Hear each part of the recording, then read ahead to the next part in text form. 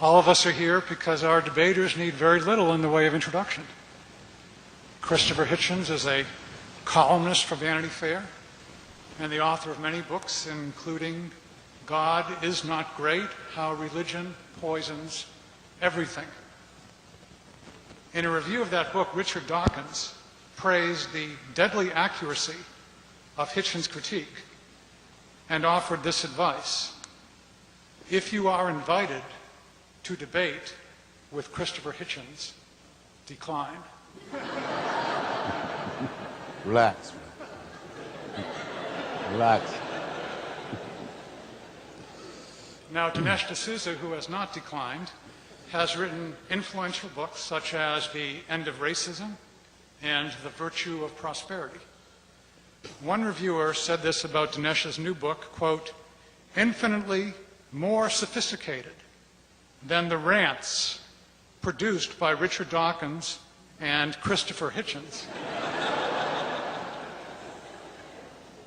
What's so great about Christianity leaves those atheist books in the dust? Well, we shall see. Dinesh, you're up first. This is Christopher Hitchens and my third time around. We've debated other topics before. It's our first time debating this issue. I really welcome the opportunity. In my opening statement, I'm going to make a positive statement about Christianity.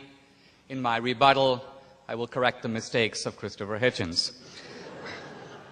Now, we're living in a very unusual time in which atheism has emerged as a kind of militant phenomenon. And on the face of that, that's a little bit odd. Because if you are an unbeliever, why be militant? I don't believe in unicorns, but I haven't written any books on the subject.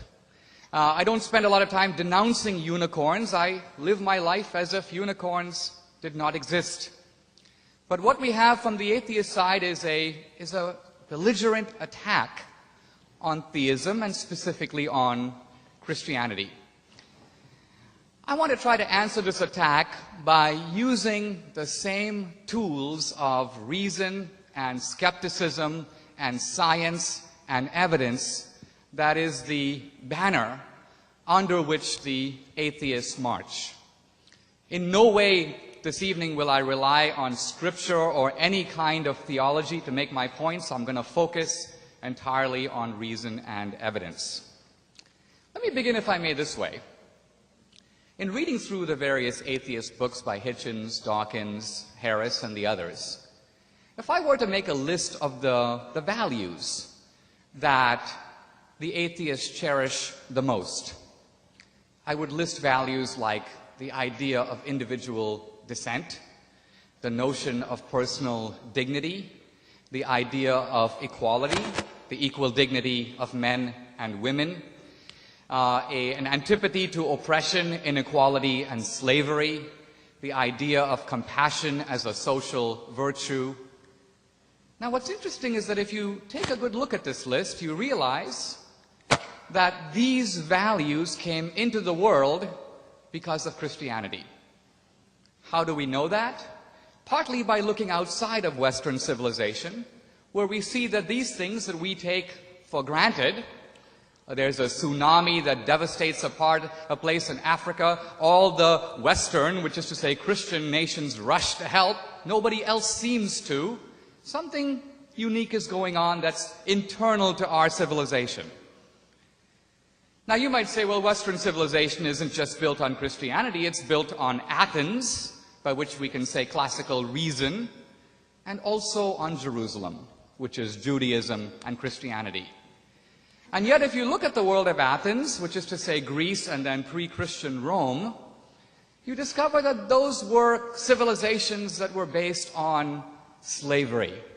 They were civilizations where women were treated very badly. They were civilizations where human life didn't count for a whole lot. The Spartans notoriously would leave the feeble child on the hillside to see if it was still alive in the morning. And the great philosophers of Greece and Rome viewed these incidents with equanimity. They didn't think it was a big deal. It is only from Christianity that these things that had been uncontroversial for a long time become controversial for the first time. In Sam Harris's book, he tries to blame slavery on Christianity. But the reality is that if you look at history, slavery was a universal institution practiced in every known culture. The Greeks and Romans had it. The Chinese had it. There was slavery in ancient India. American Indians had slavery long before Columbus got here. So it is Christianity that mobilized the first movement in the world to oppose slavery. First the Quakers and then the evangelical Christians took a theological idea that we are all equal in the eyes of God. An idea that, by the way, for some centuries was seen as a merely spiritual truth, and they gave it a political application. If we are all created equal in the eyes of God, no man has the right to rule another man without his consent. This idea became the moral engine of the anti-slavery movement both in Europe and in America. And this concept is not only the moral root of anti-slavery, it is also the basis of democracy. What's the premise of representative democracy? No man has the right to rule another without consent. And I want to turn for a moment to science, because one of the rallying cries of modern atheism is the supposed incompatibility between Christianity and science, an incompatibility rendered puzzling at the outset because if you make a list of the leading scientists of the West in the past 500 years, you find that the vast majority of them were not only theist, but specifically and devoutly Christian. This was true of Galileo, Copernicus, Kepler, Bry, Priestley, Lavoisier. You can just go down the list all the way through Gassendi, Mersenne, Mendel. Some of these guys were monks. Like Mendel, Gassendi, and Mersenne were priests. So right away you have a puzzle. We have literary theorist Christopher Hitchens and biology major Sam Harris positing a supposed conflict that was not evident to the great scientists of the West, stretching from Kepler to Newton.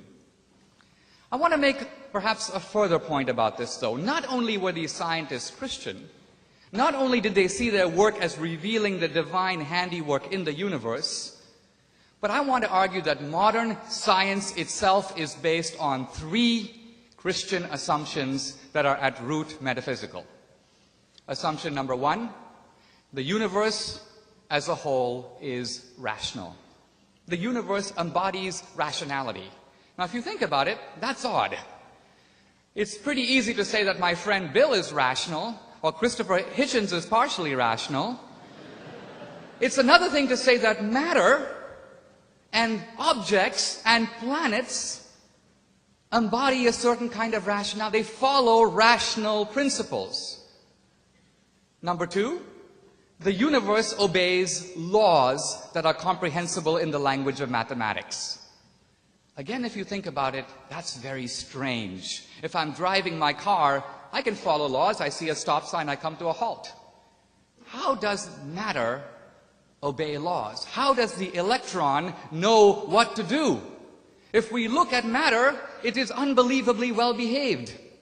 It follows the laws of Newton's inverse square law. It obeys Einstein's laws. The point I'm trying to get at here is that this is a metaphysical proposition.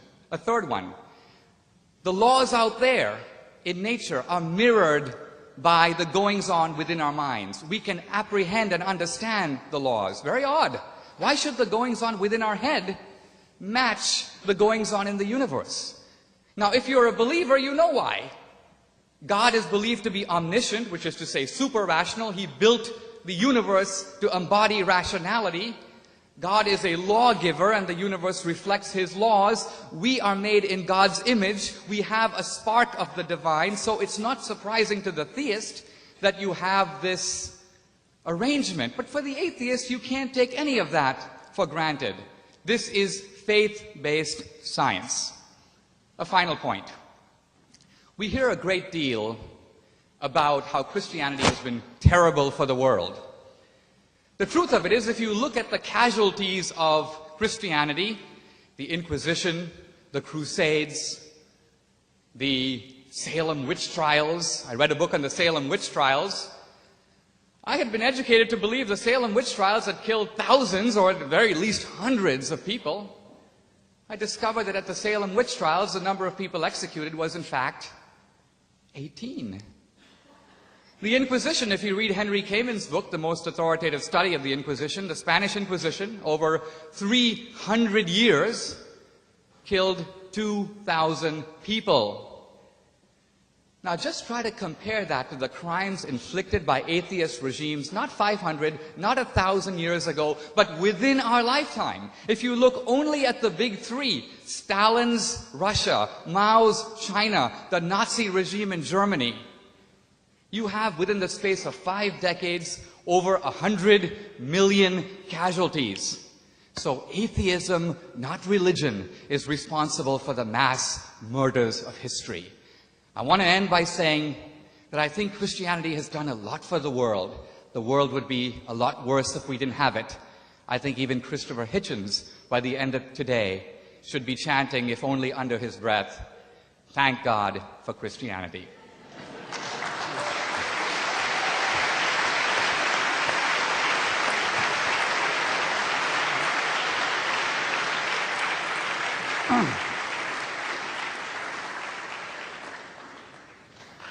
Well now, Mr. Chairman, ladies and gentlemen, comrades, friends, brothers, sisters, I would be self-sacrificially a Christian if I cut into my own time, limited as it is, to pay 80 compliments, so I won't, except to say that Dinesh is one of the most formidable debaters I've ever encountered on any subject, that he has the further great advantage of actually believing in this stuff.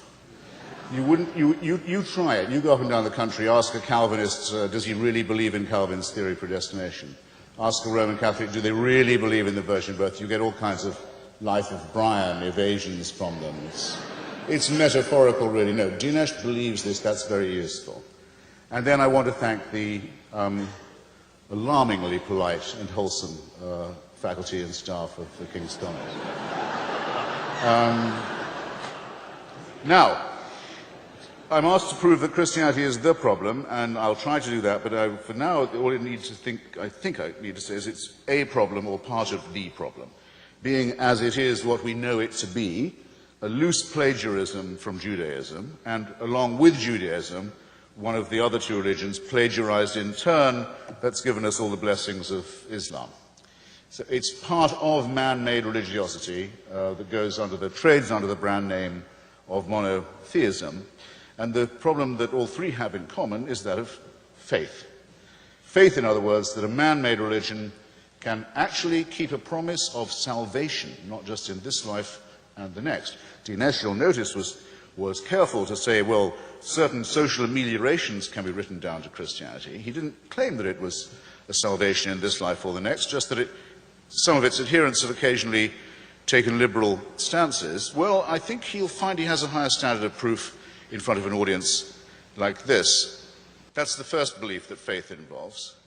And second, the belief that faith is in itself a virtue, transcending reason and dispensing, conveniently enough, with the need for evidence. Now, it's my proposition straight out and straightforwardly that what we think of as our morality, as our ethics, comes from human solidarity and predates all forms of monotheism. Don't let it be said in your hearing, ladies and gentlemen, any of you who have any self-respect, that, we know the story to be fiction of the Exodus and the wandering and the encounter in Sinai. We know that really to be a metaphor, but taking it to be true that my mother's ancestors wandered all that time under the belief that perjury and murder and theft were okay, only to eventually bump into Mount Sinai and receive the news it wasn't kosher after all. We have to have more respect for ourselves than that.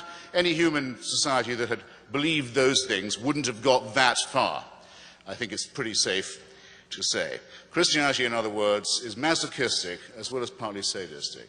It attacks us in our deepest integrity. It says that you and I wouldn't know a right action, wouldn't be able to derive it, or a right thought without the permission of a celestial dictatorship that guards us while we sleep, that can convict us of thought crime, that supervises our every waking moment, that is in fact the origin of totalitarianism in the obeisances that it demands of us, and that will continue to judge us and persecute us and supervise us even after we were dead. This, in my view, as well as being utterly untrue, utterly falsified by fearful human beings, is something that it is very fortunate we possess no evidence for. How horrible it would be if we were condemned to live in this posture of gratitude, permanent gratitude, to an unalterable dictatorship in whose installation we had had no say. And let me add, the worst of that would be if that dictatorship was benign. That would be the thing that would make it insufferable. Some of us refuse it, and we do so on what we confidently say are moral grounds, as well as the ground that the story is a fairy tale, made up by fallible and opportunistic human beings. Why else would I say, in the time I've got left, that Christianity is, as well as untrue, immoral? Well, it offers something horrible, vicarious redemption. You're told that by applauding a human sacrifice, a particularly cruel and revolting one, that took place before you were born, to fulfill a prophecy in which you had no say,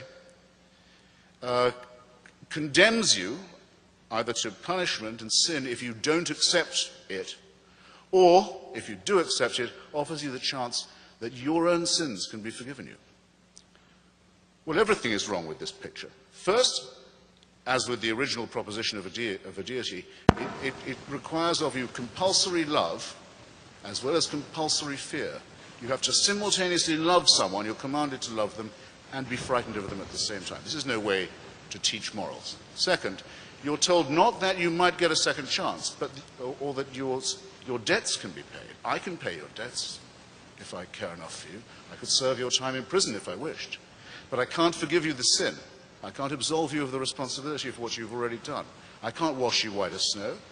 And the desire to be washed in that way and to be free of responsibility is itself an immoral one and should be rejected by anyone with any, I'll repeat the term, with any self-respect. So the vicarious redemption by human sacrifice is an immoral preachment with very immoral implications, as is compulsory love coupled with compulsory fear. The idea that the laws of nature can be suspended in your favor if you make the right propitiations is a lie. Dinesh points out what a lie it is. Einstein says how marvelous it is. The great thing about the universe is its laws never are suspended. They are never suspended. They do operate according to a beauty, a logic, and a symmetry that we don't quite yet understand. We're getting to understand them better. Dinesh points it out rather intelligently to you. What does Christianity say? Those laws can be suspended, and in your favor too, if you make the right prayers and propitiations and sacrifices. There can be, a virgin can conceive, a dead body can walk again, your leprosy can be cured, the blind can see. Nonsense. It's not moral to lie to children. It's not moral to lie to ignorant, uneducated people and to tell them that if they will only believe nonsense, they can be saved. It's immoral.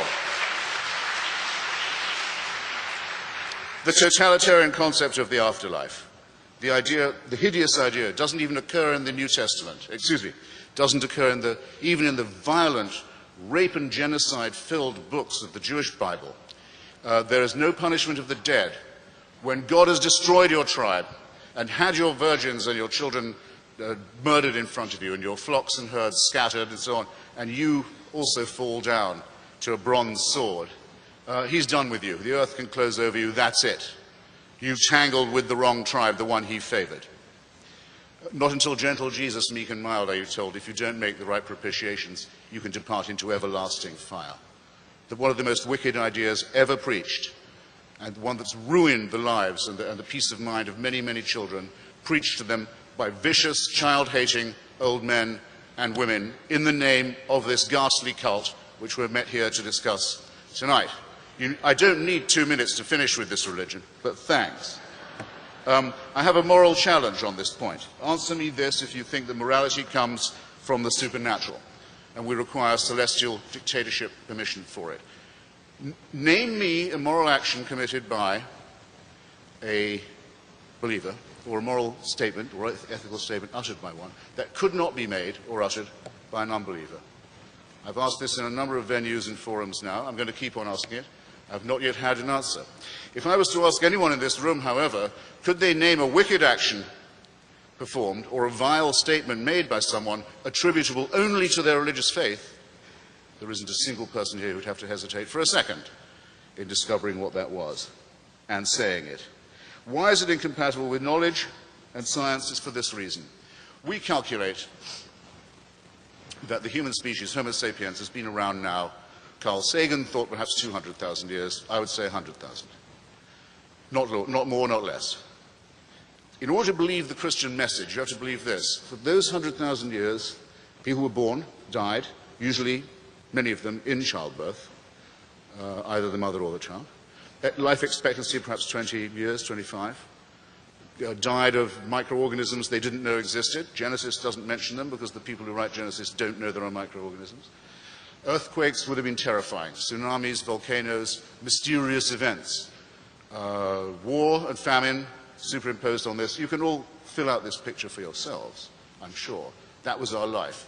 For tens of thousands of years, on and on it went. Maybe a gradual upward curve of a sort. We seem to have made some progress, very painfully, and with infinite suffering and labor, and with our solidarity still intact. Now here's what you have to believe. You have to believe that heaven watched that for 98,000 years. And after 98,000 years decided 2,000 years, it may be time to intervene. And the best way of doing that would be to have a filthy human sacrifice in a very remote part of Palestine. And the news of this has still not penetrated to the rest of the world, and I don't think will be believed when it does, and isn't believed by me, and can't be believed by a thinking person. Thank you.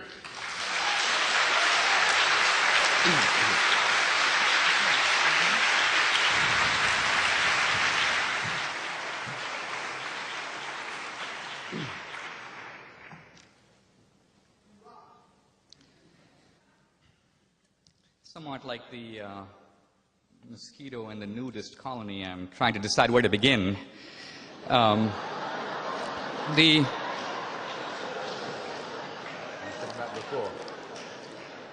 want to begin with, if I may, with stripping away a kind of a pose. Because usually when you debate the atheist, the pose is, I am a man of evidence seeking the data. I'm following the evidence where it leads. Now, what's interesting is that if you listen to Christopher Hitchens, he offered no shred of evidence for anything he said at all. He presumed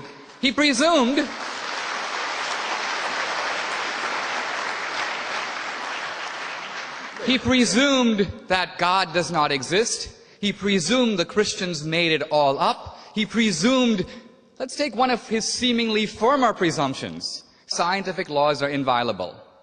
I said earlier this was an article of faith, and it is. There is no scientific law at all for which we could say that there are no exceptions to it. Let's take one of the most fundamental principles of science. Light travels in a vacuum at the speed of 186,000 miles a second. How do we know that? We've measured it. 1 time, 2 times, 10 times, 1,000,000 times. The philosopher David Hume says even if you measure it 50 million times, you cannot draw an unrestricted general conclusion from any amount of empirical tests. And why? How do we know that on a distant star 5 million light years away, light travels at that speed? Do we know? We do not know. We guess. We assume. Science is based on those kinds of assumptions. So it is the skeptic David Hume who destroyed this idea that scientific laws admit of no exceptions. And if scientific laws do admit of the possibility of exceptions, miracles are possible. Now, let's look at Christopher's portrait of Christianity, which is the heart of his case. It's not fundamentally about, I think, evidence. It's fundamentally, somewhere I believe Christopher called himself not an atheist, an anti-theist. And I think what he meant by this is, it's not that I don't believe, I hate God. I hate Christianity, and I hate its founder, Jesus Christ. Why? Why? Now, if you look at history, not even as a believer, here is Christ, one of the mildest men to set face on the earth, harmed absolutely nobody, introduced radical new principles which, if followed, would make our world immeasurably better. Don't just return an eye for an eye, forgive your enemies, turn the other cheek. As a counsel of personal decency and holiness, the power of forgiveness, these are the radical new ideas introduced by Christ. They are seen by Christopher as wicked ideas, even though they have done so much to make our world what it is. It's sadomasochistic, he says. Well, if you look at it purely from human terms, here's a guy, he was killed brutally, but if you accept the Christian premise that God sent his son, not just to be killed, but to be resurrected, it's the resurrection that's the core of Christianity, not the crucifixion. So it's not a sadomasochistic thing, it is a triumphant thing. And here I want to get to the core of all this. I want to read a quotation, if I may, from Christopher, and it's something he sort of said this evening. He says, "It would be horrible if it were true that we were designed and then created and then continually supervised throughout all our lives, waking and sleeping. It would be like living in celestial North Korea." Here I think we get an insight not only into the motive, of atheism, but also into the nature of God himself. And here's what I mean. The way the atheists portray it, God is meanly flinging the atheist into hell. Wrong. We hear from Christopher Hitchens, he doesn't want God. He's shutting himself out from God. He doesn't want heaven. He sees it as a form of abasement, a form of humiliation, a kind of unending parade with flowers in which he's going to be handing out garlands. He doesn't want it.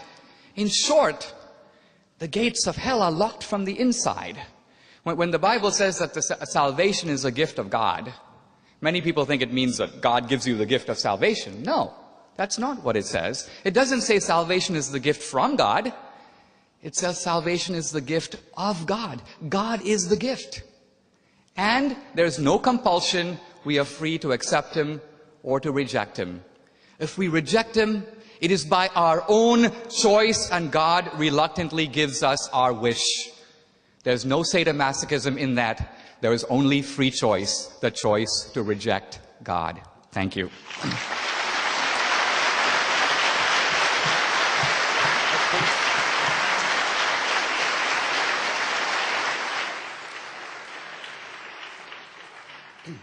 Well, a slightly low blow to kick off with, Dinesh, I must say. You didn't use your time to prove God's existence either. I think you'd have needed more time than I would if that's what we were here to debate. I imagine that it was held in common between us and this audience that it isn't possible to decide these matters finally, that no one has ever produced an ontological proof of God that is completely satisfying, nor a disproof that is completely satisfying. However, the burden surely is a little more heavy on those who say, I know that there is a God, and not only am I a deist, I'm a theist, I know what he wants. In fact, I know who his son is. In fact, I'm on sort of personal terms with the guy in ways that are not evident to you. That demands a slightly higher standard of proof, and to say you didn't come up to that scratch, my dear, I'm sorry, is to say the least of it. Okay? Now, why be militant, I was asked. Why do you care? After all, if all this is nonsense, why do I exercise myself about it? Well, I'll give you one example straight off. There is a religion that some of you will have heard of. It has 12 imams, 12 holy men, who all serve God, a one God, an only God. One of these imams has gone missing, but is expected back imminently, when he will bring a reign of universal peace and justice. I don't know if any of you paid attention to what I said earlier about the Islamic plagiarism of Christianity, but Shia Islam is essentially a parody of the Catholic faith. Now, the people who believe in this, you said unicorn, I would say tooth fairy, or sinister Santa Claus, propose to acquire thermonuclear weapons by illegal means at present, and to deploy them against not just Jews and Christians, but atheists, secularists, homosexualists, rapists, adulterers. I think they've only got me 3 times so far in this. And to bring about that happy thing that all religions secretly want and celebrate, the eschatological end of days. All religions have this common deformity. They want this to be over. They think what we're going through is just a prelude. Our life is a poor and contemptible thing. Bring on the moment when we'll find the ultimate truth and be able to relax in the Saviour's arms, or in some promise of heaven, as the sort we were offered this evening. I say that I think it's a contemptible offer, and would be contemptible if there was any basis for believing that it was real.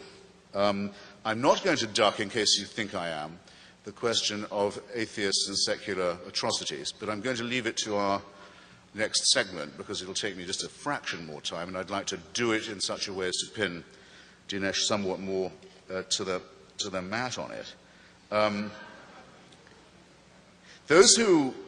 It is argued, though, on this moral point, that those who repudiate God will have no basis for making their own moral decisions or uttering their own ethical conclusions. That without this anchoring and overarching belief in protection, we would simply be in a world of nihilistic chaos, choosing here this and here that option for ourselves, with no anchorage of decency, no ballast of ethics. Well, just consider, if you will, because all of you would have heard that argument many times, as well as this evening. Consider, if you will, what the corollary of it is, if you look at it the other way. Is there anything that is forbidden to anybody who says they have God on their side? Who says that they have God with them? Is there any evil that they forbid themselves to do? Is there any enslavement or rape or dispossession they haven't committed? Is it not the case that, I'll just take the other case of the Shia Muslims, whose claim to a God and to his being the spokesman of morality is just as valid as that of any other religion, as far as I can see? Well, in their religion it's forbidden to execute a virgin, whatever crimes she may have committed in Iran. Can't be executed as a virgin. But if sentenced to the death penalty and still a virgin, she can be raped by the Islamic Revolutionary Guards and then executed, because she isn't a virgin anymore. A piece of sadistic ingenuity that would not have disgraced Torquemada or the practitioners of the Inquisition, and does show, does it not, that not just in the name of religion, but rather, I would say more honestly, precisely because of faith and the certainty that it gives of a divine endorsement, that things are done and done all the time, and threats made that no decent secularist, no convinced atheist humanist could countenance for a second. And of course atheism is no guarantee. An atheist can be a nihilist, can be a sadist, can be a fascist, can be a communist. These are sufficient rather than necessary conditions that I'm talking about. But I hope they will, at least to some extent in your minds, ladies and gentlemen, have broken the connection between religion and ethics as demagogically asserted. Thank you.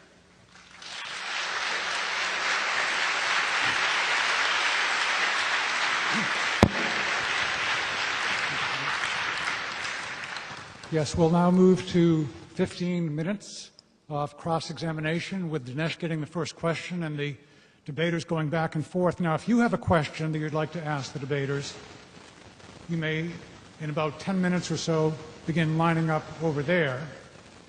And the first three questions go to King students, and then we will let the fun begin in general. Dinesh, your question for Christopher.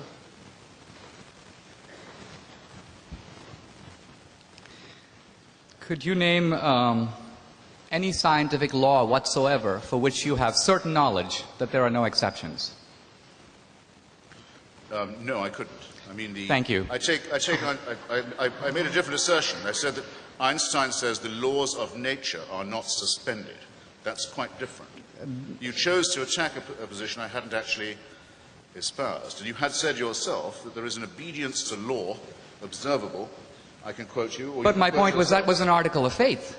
That was not a demonstrated proposition. Einstein knew that, and that's why Einstein was a theist. Einstein believed that God represented a great mind that sustained these laws in that way. You're completely wrong twice. Einstein was not a theist. Einstein was very explicitly not a theist. He was a deist. He said he was a believer in the God of Spinoza, the God that does not intervene in human affairs, that does not answer prayers, that does not take sides in human quarrels, that does not make judgments on human behavior. Well, Spinoza was not... That's as far from theism as it's possible to get, and you should have got this by now, Dinesh. You really should. Christopher, you're a little bit... There's a difference between deism and Spinozism, but I'll come back to that. I want to turn to something else. You asked for how can we reasonably think that God exists? Let me ask you this question. Scientists who begin to look at the universe ask themselves this question: why does the universe have the rules that it does? Why does the universe operate according to the particular dials and parameters it has? What if those parameters were a little different? And the scientists who look at that said, if you change these parameters even an infinitesimal amount, if the gravitational force were slightly different, or the strong nuclear force, or the electroweak force, we would not have this universe, we would not have life, we would not be here having this debate. Now, what is your explanation for how we live in such a fine-tuned universe? It would seem to suggest a fine-tuner or designer. Darwinism is hopeless here because it's not accounting for the universe, only for transitions among life. So what is your rational theory for why we live in a fine-tuned universe? Right. Well, there's a good reason why no one comes to me for arguments about physics, so I'll have to take, but I'm not ducking the question. Just for your notebooks, ladies and gentlemen, there is a book by Professor Victor Stenger on this subject. Dinesh deals with it also in his book, that makes the bold claim that science actually negates the case for the existence of God. Well, Stenger says the laws of physics come out of nothing. Do you agree with that? Further than I would have gone, I'm saying I recommend that you read it. A chasm of tautology yawns at the feet of all those who go in for this argument. Richard Dawkins actually said to me once he thought it was the most interesting argument he'd so far heard or encountered in all the debates we've all had with the faithful, and it is, because there's something extraordinary about it. Of course, also appeals to us, because anything that says to us, you might not have been here, but you are, so that must be something majestic, is obviously appealing to us. It's sometimes known as anthropocentric. Look at the consequences. Look at an example just in the suburb of this argument where we happen to live. A tiny solar system on the very, very edge of the known universe, with a sun that is going to flare up in a while into a red dwarf, go out, having boiled us alive, on the only planet in its solar system that can support, or I think ever has supported, anything like life. Of the other planets, most of them are either or all of them, I should say, are either much too hot or much too cold. This is just in our hood, on our block, to support life. And that's true also of huge tracts of our own dear planet, which we happen to know, whatever argument we take about it. Christopher, I'm sorry, you're filibustering me a little bit here. This is cross-examination. It's poised on a climatic knife edge. So I would say, bear that in mind, and I would add, quite some design, and quite some designer. Well, you said that... No, I thought it was my turn to ask a question. Yeah. Well, actually, I will forego my question to you if you'll re-ask your question to me about atheist tyrannies and massacres. And I won't take too much time on it. Otherwise I have to ask it to myself. I'd be willing to ask you those questions if you let it go in a cross-examination. Otherwise, I ask a question and you take up all the time. Well, no, that's why I was asking. That's why I was asking you if that condition would seem fair. I mean, I must answer the question which you have asked me in one of your contributions. Shall we leave it for a... Let me do it this way. How about if I put the ball in your court, you pose the questions to me on this topic, and we can go back and forth? All right, then. Okay. Okay. On this question, then, of atheists and secular dictatorships that I'm only just mentioning, has it ever struck you that the original totalitarian movement of the 20th century, the one that actually invented the term totalitarianism, popularized it, claimed it for itself, the movement of Mussolini, Franco, Salazar, the Ustasha in Croatia, Father Tiso in Slovakia, you'll see where I'm going with this now, was basically only another term for the Catholic right wing. There's nothing secular about fascism. If there had been, the Vatican would not have signed treaties and concordats with all of the movements and governments that fascism created. I don't think I need to waste very much more time on that. There's a big literature on it. The Church keeps on apologizing for this, as for its engagements with similar political movements and governments in Latin America after the Second World War, after the main battle against fascism was over. The German version of this is not the same. It's quite clear that Hitler disliked Christianity, though he never repudiated his Catholicism, praised the Church in Mein Kampf, asked for his birthday to be celebrated, which it was every year in every Catholic church in Germany by the order of the Vatican. And Christopher, my turn? Well, wait. Just in view of this, in view of the fact that not one person, according to Paul Johnson, Catholic historian known to you, I think has praised your work, up to 50% of the Waffen-SS were confessing Catholics, none of whom were ever threatened with excommunication for their activities. The only Nazi I know of to be excommunicated by the Roman Catholic Church was Joseph Goebbels. And do you want to know why that was? Do you want to guess? He married a Protestant. Magda Goebbels was a Protestant. The Church said, excuse me, we do have our standards. All right. This is not secularism, Dinesh, and it's quite false to say. And it's actually, there's an insinuation in it that I reject and resent. It's quite false to say that these are the outcomes of secular politics. Thank you. When I first came to America, Or rather, wouldn't you say? It's supposed to be a question.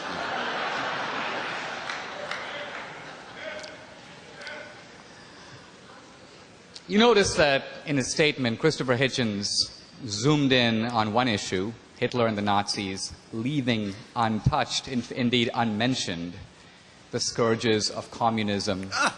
He didn't not only mention, hold on, don't jump in, it's my time. This is the atheist conception of fairness. We hug the public square completely to ourselves and drive all the religions out. Look.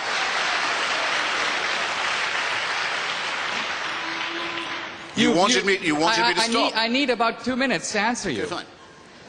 Not only did he not mention Stalin, not only did he not mention Mao, he didn't mention Pol Pot, Ceausescu, Fidel Castro, Kim Jong-il.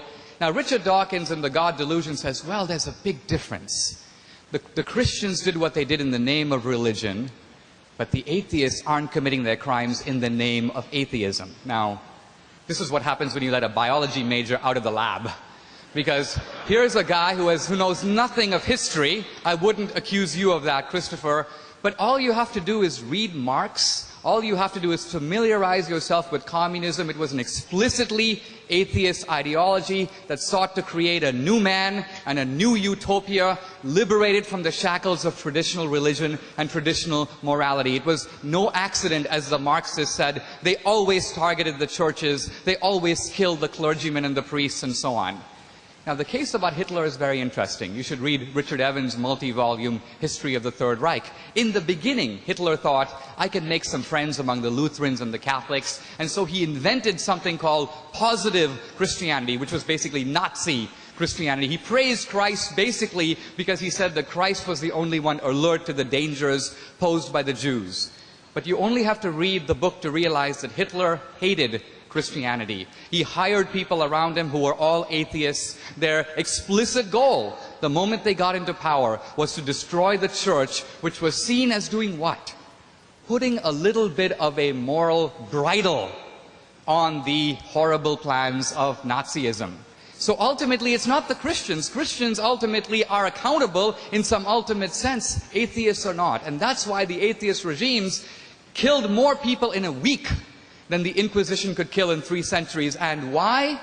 Because of the maxim stated by Dostoevsky and the brothers Karamazov, if God is not, everything is permitted.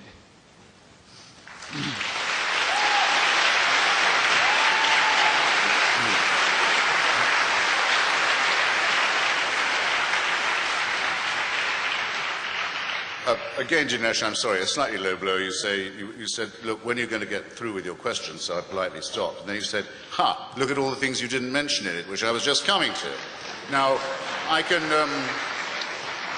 the way, I can prove that to anyone, and I'm a little sorry to have to point out to you, because you have the proof in your hands. There's a whole chapter of my book on this subject. that deals with Stalin and the rest of them. And you know that's true, even if the audience don't. Well, may I answer? This is not a question I'm going to duck. To the contrary, it's one I've insisted on taking up. Would that not be, I appeal to the fairness of the audience, is that not what I've been doing for the last 15 minutes? So don't accuse me of running from a question I'm trying to confront. Now, take Russia in 1917, which I think you want me to do. Is it not the case that for centuries, hundreds and hundreds of years, millions and millions of Russians have been told that the head of the state is something more than human?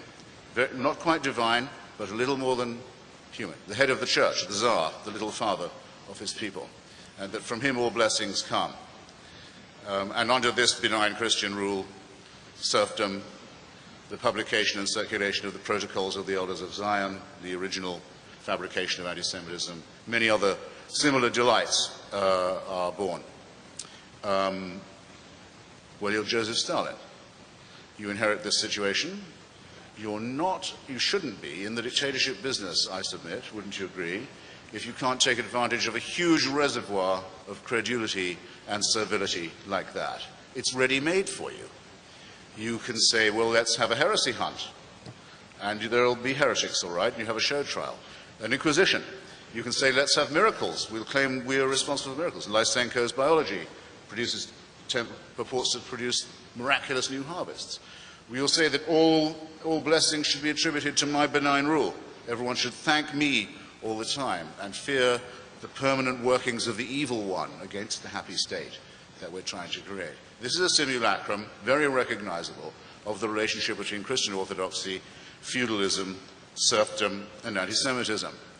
Now, I will take your challenge, Dinesh, when you point out to me a society that has degenerated into famine, disease, paranoia, torture, and mass murder because it has followed the precepts of Lucretius and Epicurus and Democritus and Spinoza and Thomas Paine and Thomas Jefferson and Albert Einstein.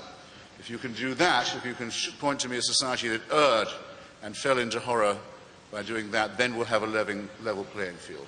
Till then, you know perfectly well we don't have one, and you're trying to make it less fair still.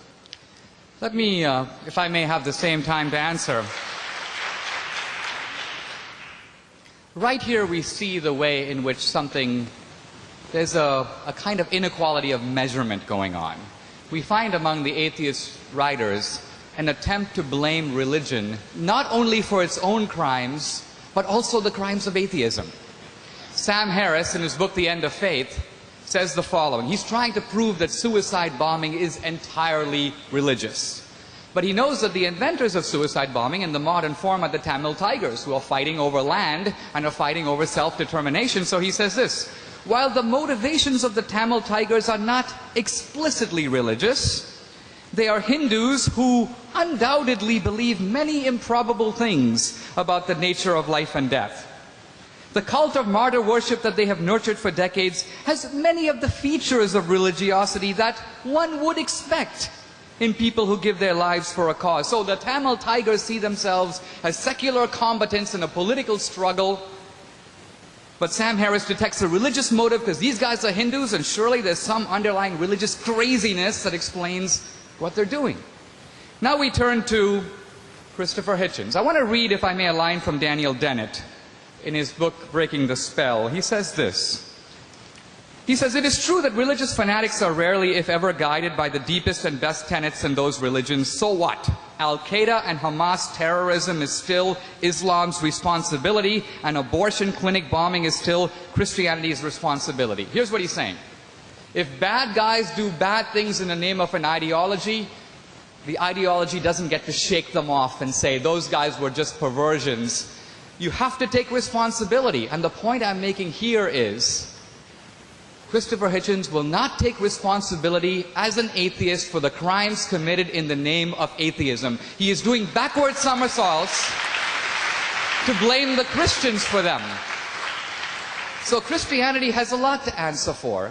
We wouldn't need repentance if that wasn't the case. But Christians should not have to answer for Mao and Stalin and Hitler, people explicitly dedicated who, if they could, would destroy Christianity and wipe it off the face of the earth, as would apparently Christopher Hitchens.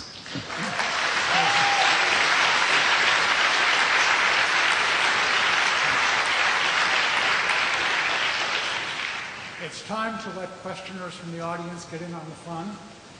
First three questions, King's College students. Do we have a question? Mr. Hitchens, you mentioned that having a simultaneous love and fear of someone is no way to teach morals. Now, I don't know about your upbringing, but how do you propose that we teach any self-respecting, say, 2-year-old morals? 2-year-old.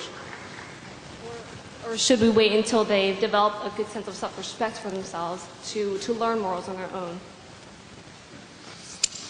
I've actually seen 2-year-olds undergoing some of these dilemmas. In fact, it's an unbelievably vivid memory. It's not nice to think that your children must be evil or innately wicked. But there is a point where reason does enter. It's just a bit later than 2. You can't terrify them into doing it. You can sometimes bribe them into doing it by saying Santa Claus knows what they're doing. It has an almost magical effect. But even as you do a thing like that, you feel slightly cheap. In other words, this is going to be a problem for us, whether we are people of faith or not. But Christopher, isn't it true that in childhood, all learning is based on piety? And by that I mean, even if you were to teach somebody the law of gravity as a child, you would teach it to them to be received on faith. Later, they would subject it to critical scrutiny. I dare say I'm not going to disagree with you that the observable laws of gravity so why do you are not repudiated by any responsible parent. But perhaps, I don't know if either of you have noticed this, but you seem to regard, it's a revealing disclosure, of the role of religion to treat us as if we were infants. I said that when we are infants. That was my objection to it in the first place. Boo. I didn't say if we were infants, I said when we are infants. Look, I think there's a deeper point here. The atheists have kind of expected that as countries become more modern, more technological, religion would wither away. They figured out it's not going to happen. And so they've decided to focus on the schools. And so you find common themes in Dawkins's book, Harris's book, Hitchens' book. Why do parents have the right to inculcate religious values in the young? Shouldn't that be something that is taken over by the schools and done, you may say, in an atheist way? Or at least the schools are seen as deprogramming the religious beliefs that parents inculcate into children. I think that this is a little worrisome in a free society. The desire to detach children from the moral training of their parents, to turn it over to experts like Dawkins and Hitchens, whom I think you can see are not merely following the evidence where it leads, but have a certain visceral dislike. Have themselves an agenda no less fierce than that of any Christian parent.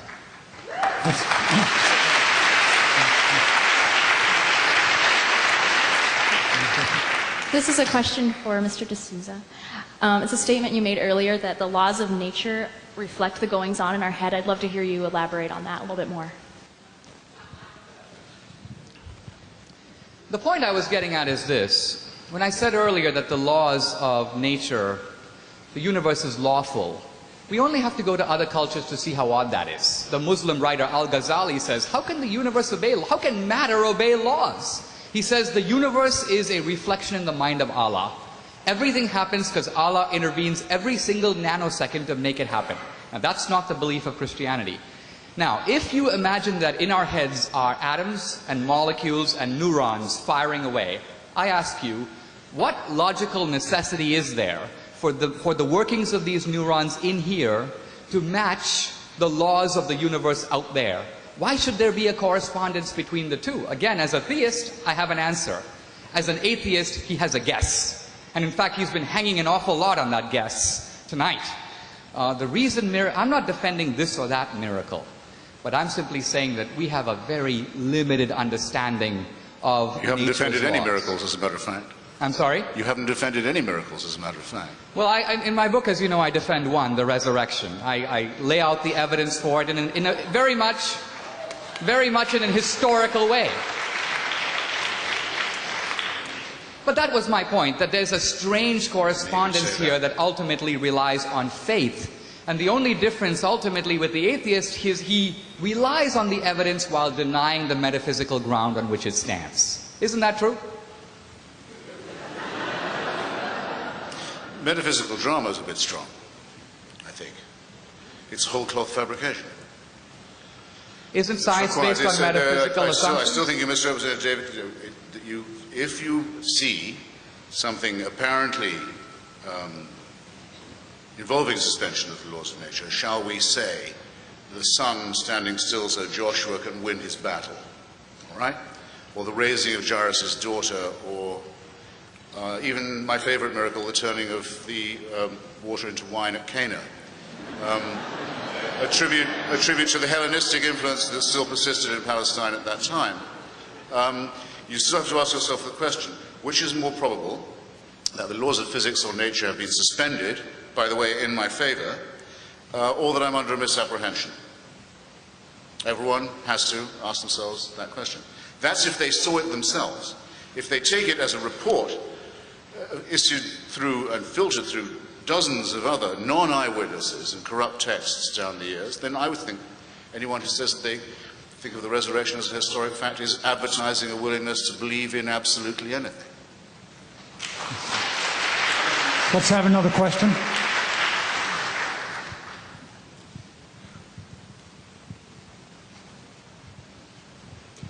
This question is for Mr. Christopher Hitchens. You've said in past debates, and I refer to the debate between you and Doug Wilson, that morality has merely evolved. And I say merely because I think we'd all agree, Christian and atheist alike, that morality has evolved anthropologically speaking. But I want to know, if it's merely evolved, why can't I transcend the current state of evolved morality? What standard can you appeal to? Well, look, evolved morality is because we're an evolved species, and because of our evolution, the lowly stamp of which, as Darwin so beautifully puts it, we bear, the fact that we are primates, an unarguable fact. Our prefrontal lobes are slightly too small. Our adrenal gland, though there's evidence that they're still evolving, which is, I think, heartening.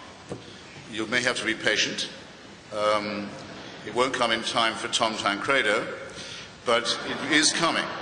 And our adrenaline glands are too big. They produce more adrenaline than we need. And there are all kinds of other problems with our whole bearing and nature. Some people would like to call this original sin. It's certainly true we have some innate inbuilt design flaws. There isn't going to be any supernatural solution to this, and nor can it be supernaturally commanded to go away.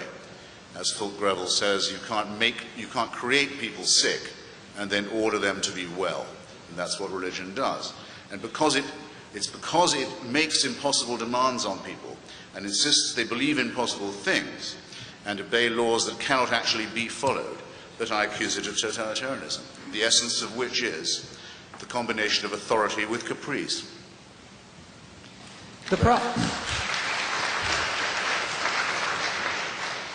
Evolution, although a powerful theory in many respects, doesn't account for three things. It doesn't account for the origin of life, which is presumed. It doesn't account for the origin of consciousness, for which Steven Pinker says there is no explanation. It doesn't account for morality. Now, the evolutionists have been trying very hard to do it. And they look at morality as a form of extended selfishness. If a mom jumps into a car to save a kid, it's because they share the same genes. That accounts for about 1% of morality. But what about the morality that has no genetic benefit? I get up to offer an old lady a seat in a bus. I don't do it because tomorrow I hope I'll get her seat. Or she'll do the same for me. I give blood. Even Richard Dawkins says there's no evolutionary explanation for that. Give me liberty or give me death. The man who helped the Good Samaritan. When we do altruism, or what Christianity calls agape, charity, with no hope of return, there is no evolutionary explanation at all. Now, I want to suggest that this is pointing us to a much deeper truth, and that is this. It is true that we are animals in the sense that we too, like animals and like non-living things, obey the laws of nature. But I want to suggest that the very fact that we have morality, which depends on free will, means that there is a dimension of us that exists, one may say, transcending the laws of nature. Here's why. A stone doesn't have a choice of whether to roll down the hill. It can't say stop. It merely follows the law. On the other hand, in small decisions and big, I have choice. Here's a pen. I have a free choice to drop it or not. If I drop it, it will follow exactly the laws of gravity. But my decision to drop it is purely a free choice, undetermined by the laws of physics. I can go either way. And every moral choice is of that nature. Our entire vocabulary of thou shalt not and don't do this and you shouldn't have done that would have to be wiped out if it was merely an you wouldn't have to teach anyone right and wrong. It would be genetically programmed into them. So the idea that we are already moral by evolution, it's nonsense. Morality ultimately does have to be inculcated.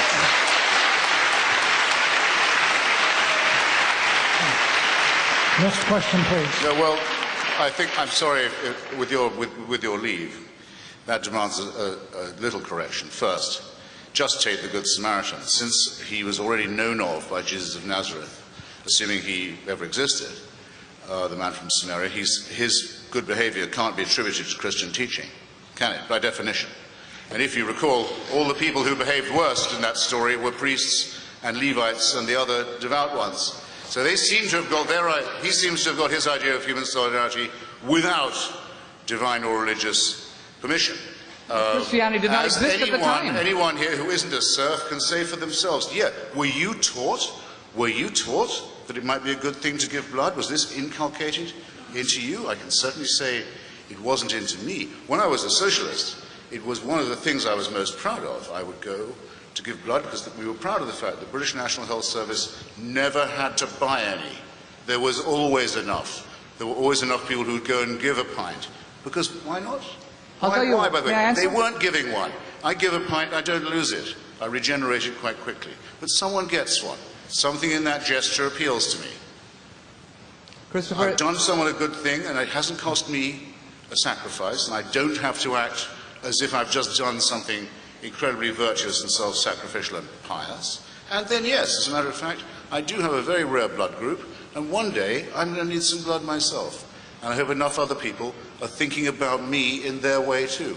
What supernatural or celestial permission is required for this, I ask you? And I will answer. Creates a mystery where none exists. I will answer. In many cultures, people don't give blood. In many cultures, this idea that you should give a part of yourself for some guy that you don't even know, there's an old Indian proverb, the tears of strangers are only water. The point I'm trying to get at is, it seems to me that on a personal level, you're right. No one maybe had to say to you, give blood, give blood, give blood.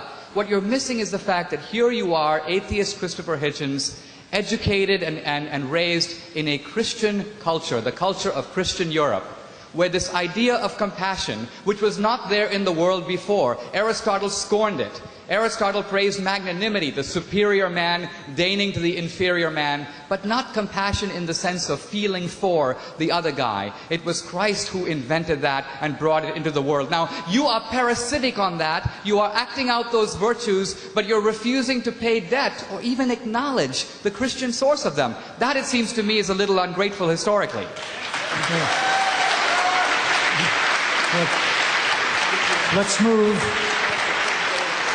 Let's move to the next question, and the person asked the question can respond. The other person can then make a response to that, and then we'll try to go right to the next question in order to have room for as many as possible. Okay. Gentlemen, thank you for showing up tonight. It was a pleasure listening to you at this point. I have a lot of things I have to say, but of course I want to get succinct on it. A thought I had based on an idea, the materialization from pre-existence into existence, then concluding with post-existence. One might assert a lack of definitive strength regarding post-existence as the absolute final end. I just want to touch on the notion of what appears to be emerging from non-existence. And I understand that there's science saying that things have happened, and I'm really not in either one of your corners, I feel.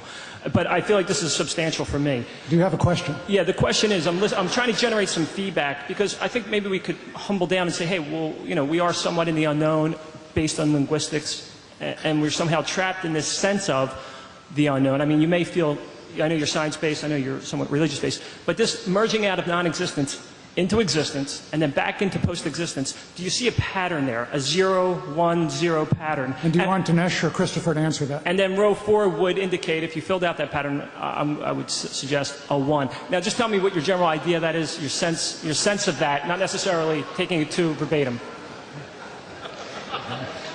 I think we should take that as a statement.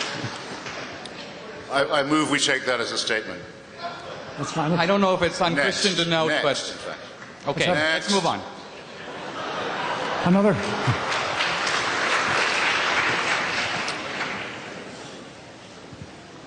Yeah. Dr. Hitchens, I come from Tonga No, in the Professor South Hitchens, Pacific. please. Professor, before Christianity came, Tonga, Fiji, they have men for dinner. And in Tonga, it was a mess. My question is, let's say they did not come to the Pacific. What do you have to offer us as an atheist? What do you have to offer us? Well, should I ventriloquize the question? I'm not sure everybody heard it. The gentleman is from the island of Tonga, which is in the Pacific. Used to be a British Crown possession. I don't know if it still is. I'm certain that's how the Christians got there anyway, thanks to British imperialism. And he says that before the Christians came, people were freely dining off one another. This is a fair... In Fiji, yeah. I've heard the stories. It's often struck me as a tremendous problem. Why was no redemption ever sent to this island? Why did it go on? It reminds me of the question I closed by in my original statement. 98,000 years of human existence, and heaven watches with indifference. We're expected to believe 2,000 years ago intervenes by means of a human sacrifice in which all took part and which all must believe, and that's the salvation. And this is not offered to the Chinese, who at that stage can read and can write and can build boats and can have libraries and gunpowder and can spread an idea. No. It takes many thousands of years before, in a very weird form, it gets to China at all. There are parts of Borneo where people still practice cannibalism, where this message still hasn't spread. Now, this isn't a problem for me because I regard it as man-made. It isn't a problem for me. This is my answer because I regard it as man-made. The answer for you must be, unless you accuse humanism or secularism of advocating cannibalism, which it does not, is how come this design, this revelation, this redemption, this faith-based, and I should remind Dinesh earlier that my identification of the problem was precisely faith, the preference of that over reason and evidence. Why doesn't it seem to work? Why, whenever you ask, why is there so much suffering, misery, ignorance, backwardness, and barbarism? Why is that question unanswerable in the terms in which it's asked? You've just phrased it for Tonga and Fiji. I think Christopher is missing the force of the argument here, which is not simply that the Christians have been negligent in carrying this universal message, but that when Christianity came to the rest of the world, it brought new values into those cultures. One time I said to my grandfather, how come we are part of a tiny Christian minority in India? And he said, 2 words, the Portuguese Inquisition. Meaning that some very zealous missionaries, possibly accompanied with some bayonets, came to India and Christianized the Indians. I want to say 2 things about this, however. Even though that may have occurred at the beginning, you found in a very short time large numbers of Indians rushing to Christianity. And why? As I looked into this matter as I got a little bit older, I discovered that in the Indian caste system, you have 4 castes with the untouchables at the bottom, and if you're born an untouchable, you're finished. There's nowhere to go. You can't get out of it. Many of the people in the untouchable class were very attracted to Christianity because they saw it as affirming the idea of spiritual equality among persons. This was not immediately or even over a long time translated into complete political or social equality, but it meant something to say to somebody, you're not a nothing, you're not a dog, you are a human being, and that alone counts for a lot. What I'm trying to say, and I think what the gentleman here was trying to say, is that most of the world didn't have that. We didn't have it in Western civilization either. Christianity brought it in. Now, it imported some of it from Judaism, but Judaism was for the tribe. God instructs his chosen people. Christianity takes the idea and universalizes it. If you look at the rights that are stated in the UN Declaration of Human Rights, you notice something very interesting. You read those rights, they're universal rights? No. Virtually all of those rights are the specific legacy of Christianity. It's good that they're universalized because Christianity wanted from the beginning to universalize them. But they are not the shared rights recognized in all the cultures and practices, whether religious or non-religious, in other cultures. So I think we're seeing here from people who have experienced it. I don't care about those inquisitors who came a long time ago. I'm kind of grateful to them, although probably my ancestors would not have shared my enthusiasm. But they brought me into the orbit of Christianity and Western civilization, and the fact that I have the values that I do, the beliefs that I do, the respect for dignity, women, equality, and so on, is entirely the legacy of Christianity as it was exported, I'm sorry to say, Christopher, not by the British, but by the Portuguese. The British could have done a better job. Next question, please. The thing is, just a tiny thing. If you claim it for one, you have to claim it for all. It seems to me. It means that means you accept that yes, Hamas does a lot of good with social services. Yes, Louis Farrakhan gets black kids off drugs. Yes, the Mormons must have had a point, devout as they were, when they said black people didn't have souls, as they did until the 1970s. That everything attributable to religion must be attributable to it. You can't just pick and choose the bits that you like. The abolition of cannibalism is one thing. The Muslims say they abolished child sacrifice, but think of the things they also brought.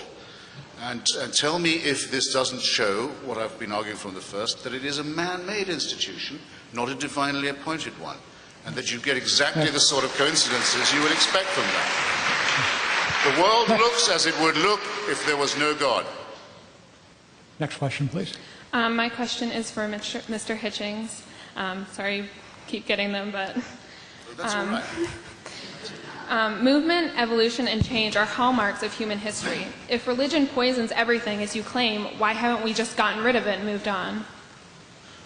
Well, I think that there are two reasons. I'll be quick, because I see when you ask.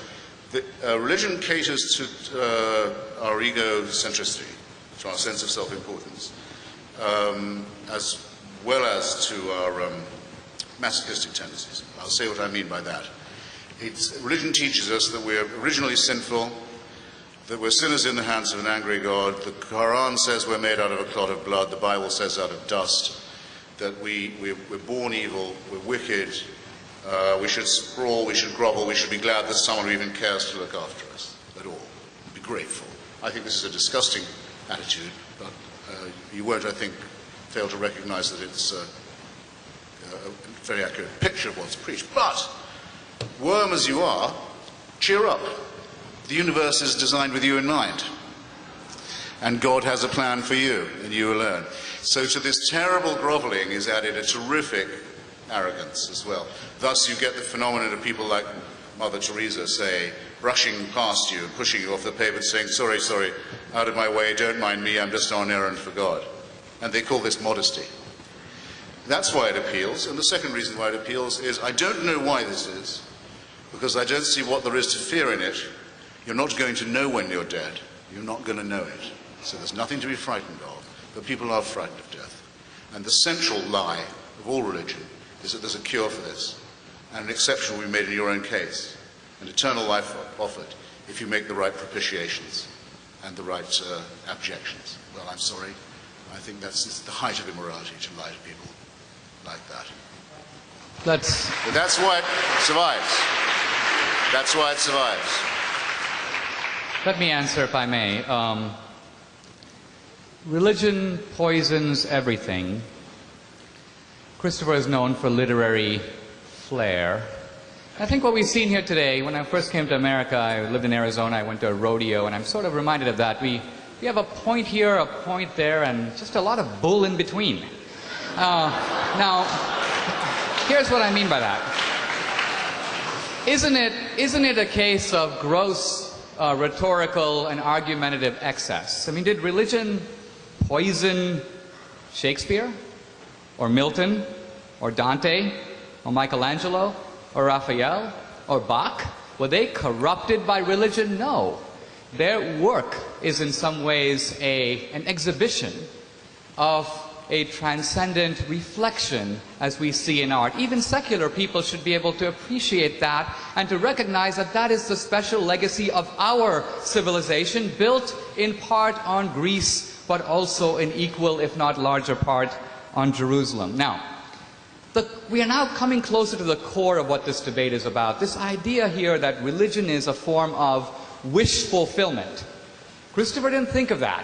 Sigmund Freud said it. Marx said it in a different way. Religion is the opium of the people. We can't face life.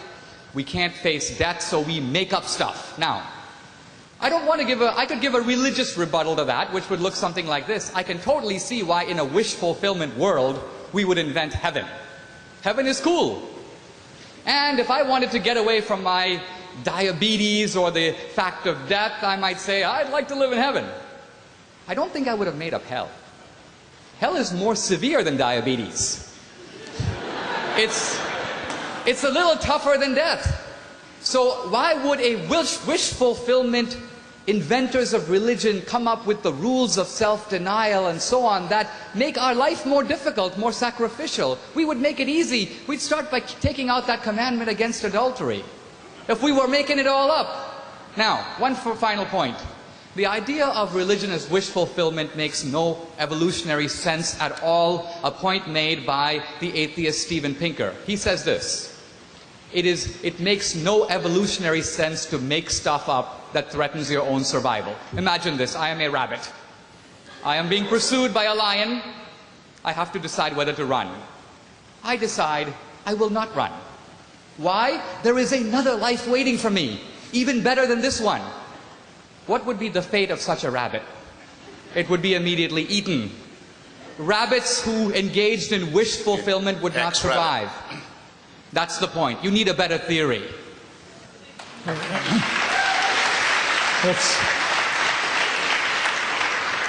It's 9 o'clock, and normally we would move to concluding statements by our two debaters, but both of them before the debate told me they would waive those last statements in order to allow another question or two. So let's have another one.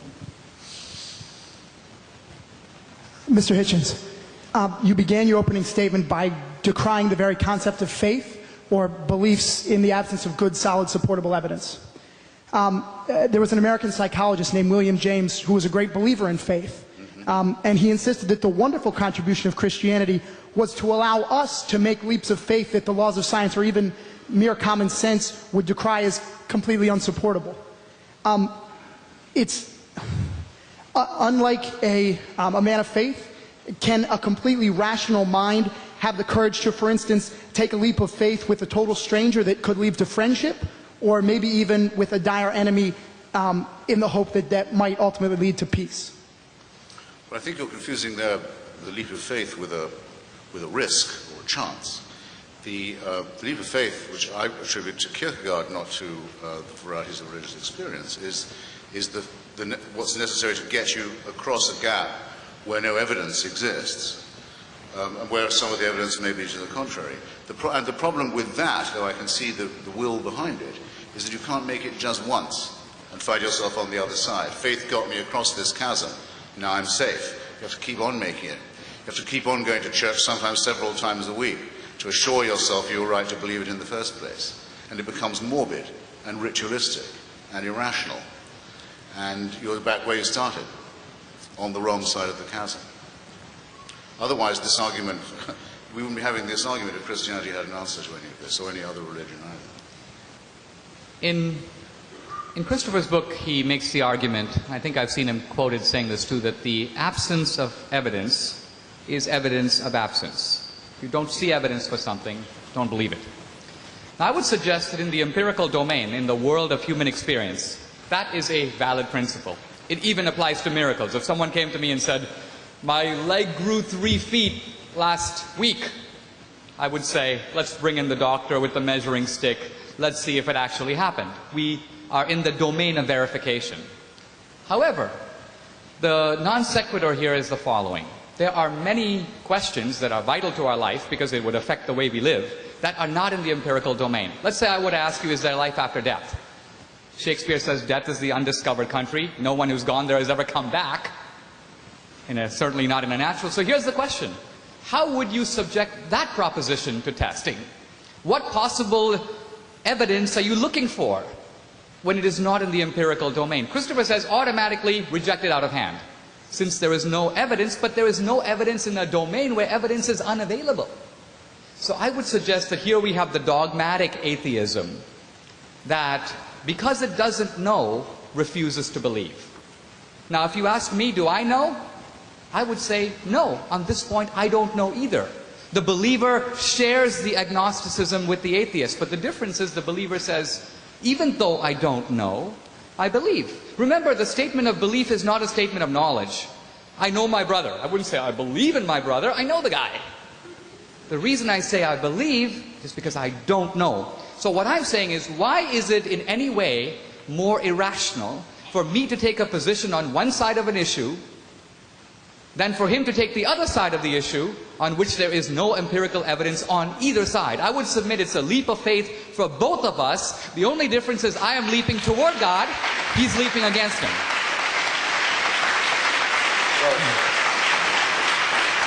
Yes, last question, please.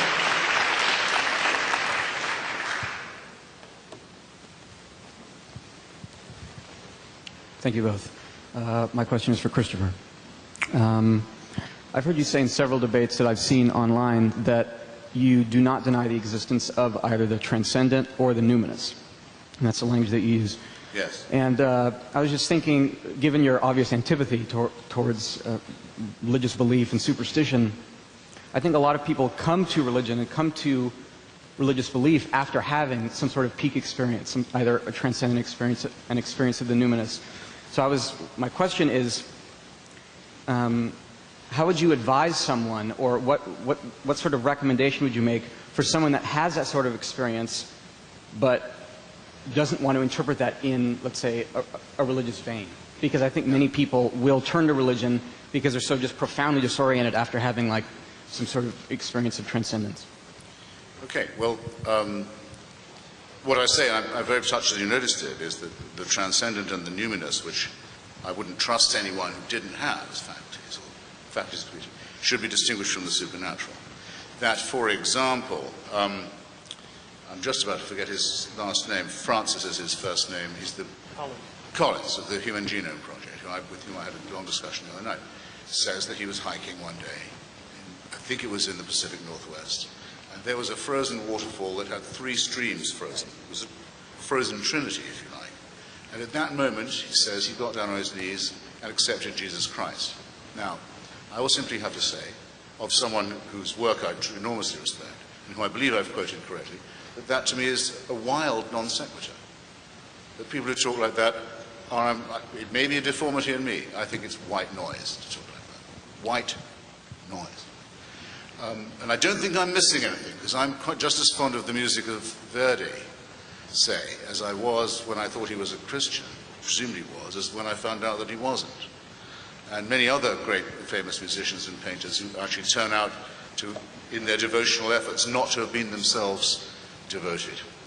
And that's why I don't think, I'm going to take a bit of my answer to reply to Dinesh just now, on this point of whether these things apply to both of us. No, they don't.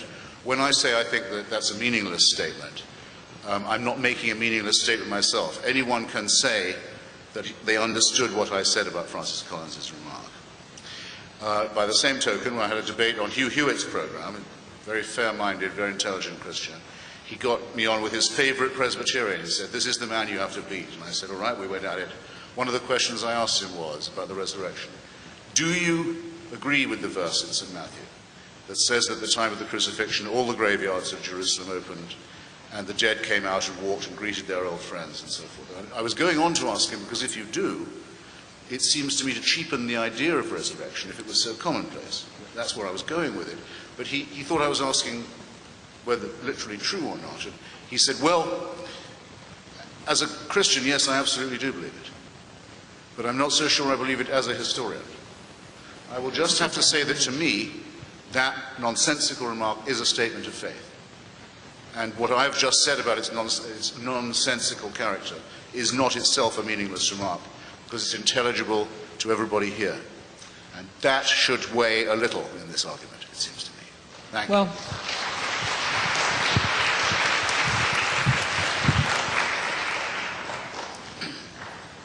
I don't know what Francis Collins was getting at, but I can tell you a little bit about what Kepler was getting at. I think when you look at nature, you notice that there is enormous intelligence embodied in nature. And this is, I think, for the person who thinks about it, a deep mystery. Kepler was measuring the movements of the planets, and the theologians all told him that the planets should move in circles. And Kepler realized that was not the case.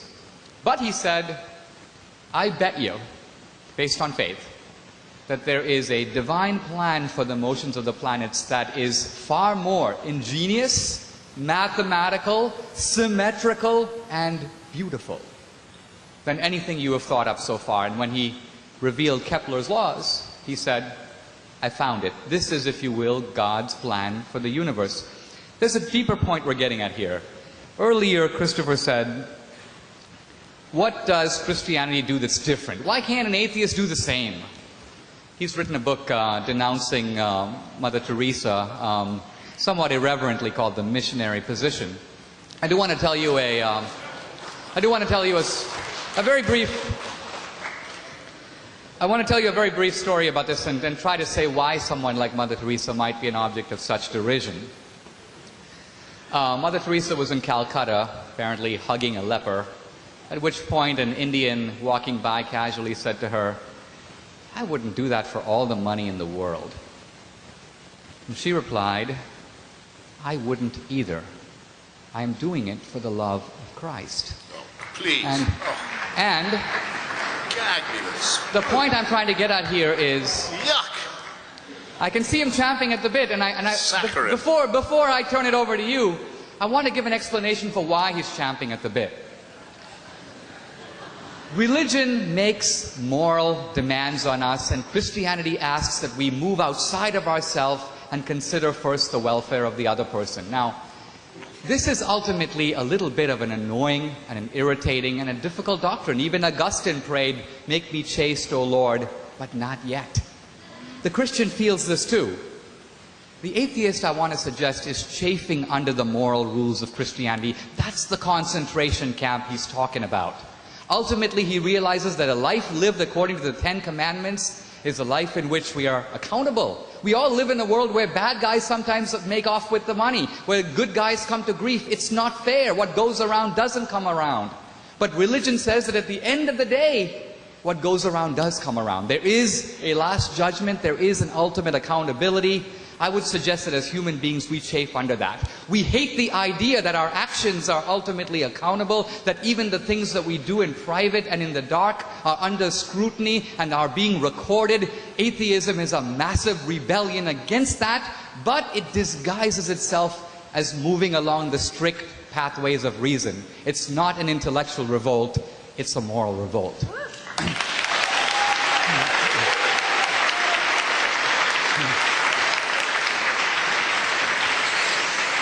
Good. We've been going at this for over 90 minutes now, and it's time to sadly cut it off.